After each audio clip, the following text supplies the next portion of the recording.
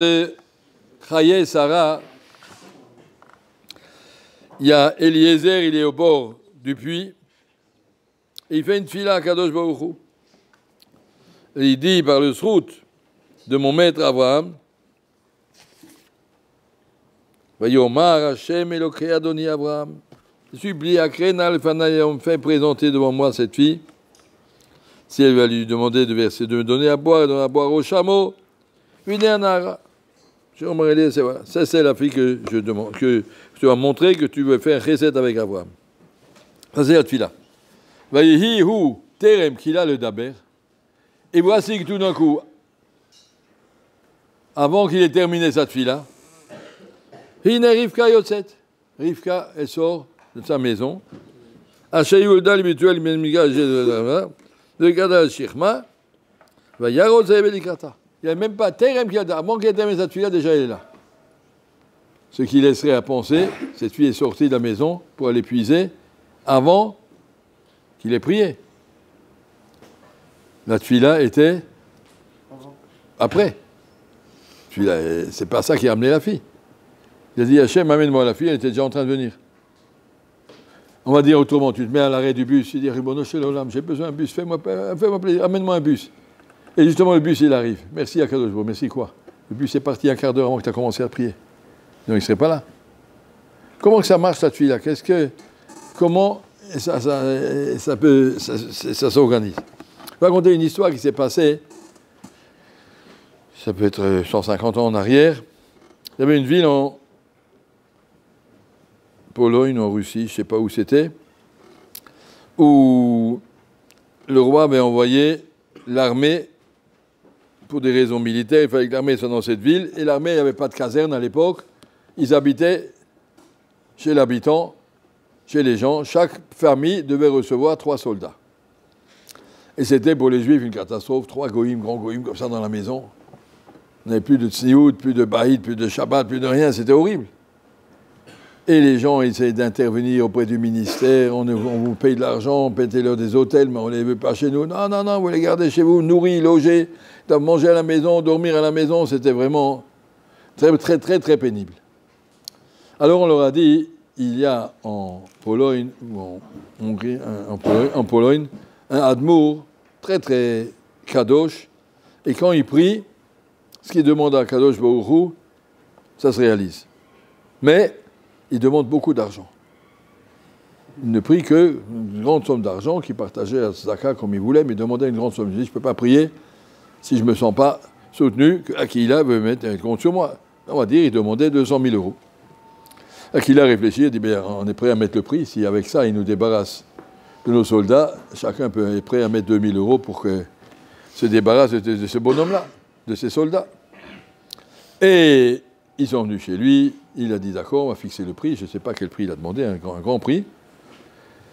Et il a prié, et le prix a fait son prix, et effectivement, ils ont été libérés. Les soldats n'ont pas reçu une lettre, un télégramme du gouvernement, que les soldats doivent se replier dans une autre ville, ils sont tous partis.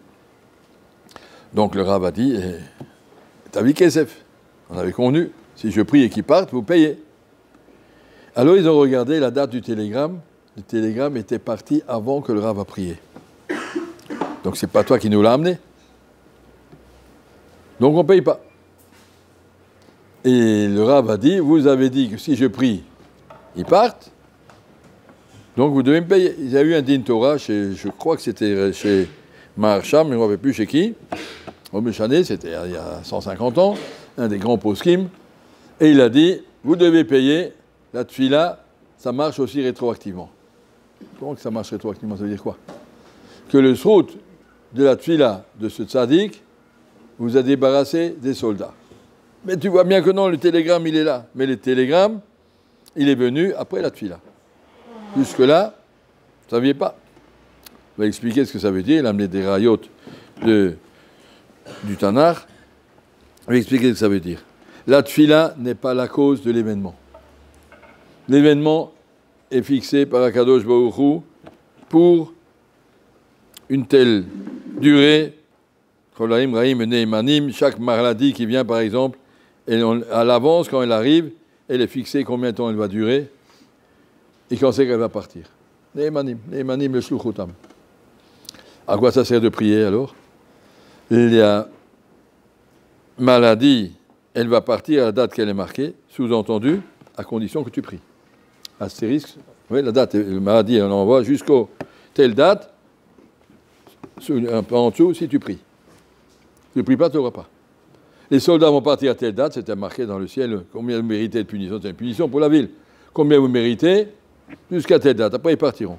Conditions compris.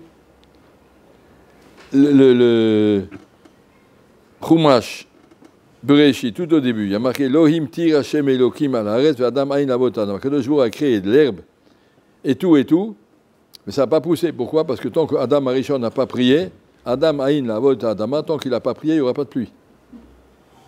Et dès qu'il a prié, la pluie est venue. La pluie, elle ne vient pas comme ça. Il faut des nuages et des atmosphériques et des je ne sais pas quoi. Comment la pluie était prête, mais elle ne pouvait pas venir parce qu'elle n'a pas prié. La prière enlève un blocage.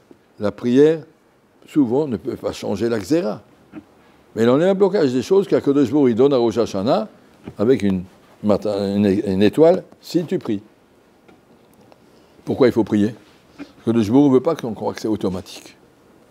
Le fait de savoir que les soldats sont partis, c'est un cadeau d'Hachem. Comment tu peux t'en rendre compte? Si je demande et tu reçois. Si ça s'en va tout seul, tu dis, ben ça va, le roi il a changé d'avis, ils sont partis, ça va, on ne voit plus Hachem là-dedans. Si la pluie elle vient sans que tu pries, alors quand elle vient, on dit, bah ouais, c'est la météo, et voilà, c'est monsieur le médecin météo, il a dit, amène la pluie. On ne voit pas Hachem. La tfila est là pour nous apprendre à comprendre que Hachem est chad, qu'Hachem il gère tout, il n'y a rien en dehors de sa main. Alors la tfila n'est pas, ça peut avoir un effet rétroactif. Tu es à l'arrêt du bus, tu dis, Hachem, amène-moi le bus. Et il arrive. Ah mais il est déjà parti avant que tu aies prié. Je n'ai pas dit le contraire, il était fixé que tu dois venir. Mais si tu n'avais pas prié, il ne serait pas venu. Il y aurait eu un accident, quelque chose, il aurait resté bloqué. Si tu pries, alors ça, il peut venir. Vous comprenez un peu mieux, un papa, il a acheté un beau cadeau pour ses enfants, je ne sais pas quoi, un Monopoly, je ne sais pas ce que ça s'appelle, comment, quelque chose, oui, un mécano, et il le met là-haut. C'est pour toi. Qu'est-ce qu'il attend? Quand le garçon il dira, s'il te plaît, papa, tu as dit, s'il te plaît, tu l'auras. Tant que tu n'as pas dit, s'il te plaît, tu ne l'auras pas. C'est pas que le cadeau, il est à cause du s'il te plaît. S'il te plaît, c'est un blocage. Tu ne demandes pas joliment, tu ne l'auras pas. La tfila doit servir, on comprend que nous, on se dit, le Mashiach, il doit venir à date qui doit venir, à quoi ça sert compris? Si tu ne pries pas, tu ne l'auras pas. Il faut prier tous les jours. Mais nos ancêtres ont prié déjà, d'accord, ça c'était pour eux. La date n'est pas encore venue, pour nous, on doit prier. La tfila ouvre des portes. Ça ne veut pas dire... Parfois, ça peut changer. Parfois, une tfila peut se faire, que même quelqu'un qui avait une xéra et qui était déjà...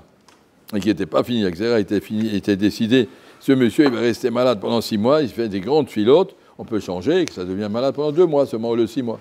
Ça peut être. Mais souvent, c'est simplement, la tfila est là pour te donner ce que tu mérites, ce qui t'a été fixé à l'avance. Alors on te dit, mais pourquoi Hachem a besoin de ma tfila? De toute façon, il sait ce qu'il doit faire. D'accord, il sait ce qu'il doit faire, mais il attend que tu demandes. Ça, c'est ce qu'on voit ici. Donc, Eliezer était là-bas. Dès qu'il a prié, ça va, la fille peut venir. Elle était déjà partie. Mais tu n'avais pas prié, tu ne l'aurais pas eu. Elle serait partie ailleurs, tu ne l'aurais pas vu. Et donc, voilà le sens de la tfila pour nous.